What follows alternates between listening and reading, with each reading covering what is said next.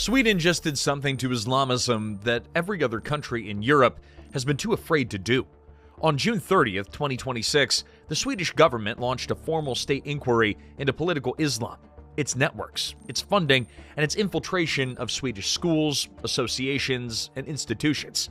This is the same Sweden that once took in more asylum seekers per person than any nation in the European Union. The country that built its entire identity on openness. That country is gone. In a single month, Sweden's parliament abolished permanent residency for refugees, passed a law by 2 votes turning government agencies into immigration informants, and put political Islam under official investigation. And behind all of it sits one story the outside world still has not understood. Criminal networks turned Swedish children into weapons, and the state finally decided that the rules had to change. Now, to understand how far Sweden has traveled, you have to go back to the moment that its old identity reached its peak. In 2015, Sweden registered 162,877 asylum applications in a single year.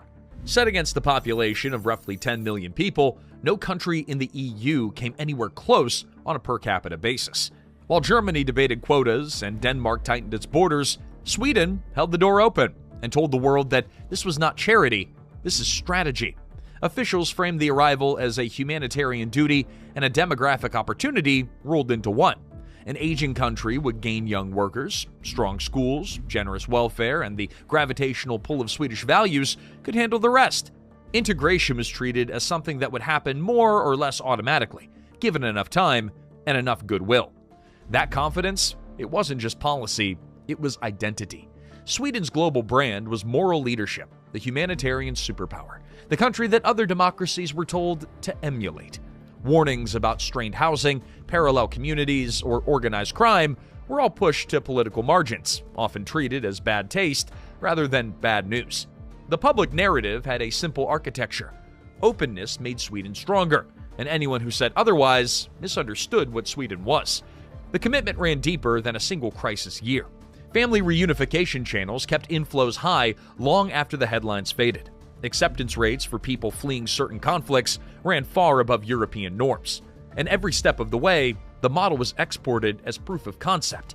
Swedish diplomats and commentators would present their country as evidence that a wealthy democracy could absorb historic inflows without fundamental disruption, so long as it had the welfare state to do the absorbing and the self-confidence not to flinch. There was a genuine achievement somewhere inside that story, and it deserves to be said plainly. Sweden did save lives at a scale that most countries never attempted, and hundreds of thousands of people built new lives there. The failure was not generosity. The failure was the assumption that was bolted onto it, that no organized actor would ever treat that generosity as raw material. Now, for a while, the numbers of arrivals were the only numbers that anyone talked about. But while much of the world was applauding, something else was taking shape in the suburbs of Stockholm, Gothenburg, and Malmö. And by the time that Swedish authorities finally understood what it had already learned to use Swedish law as a shield. Here's where the story refuses to follow the script that you would expect. Because if you looked at the headline violence statistics, Sweden appeared on paper to be winning. In 2022, the country recorded around 390 shootings per capita, among the worst rates in all of Europe, in a nation famous for safety.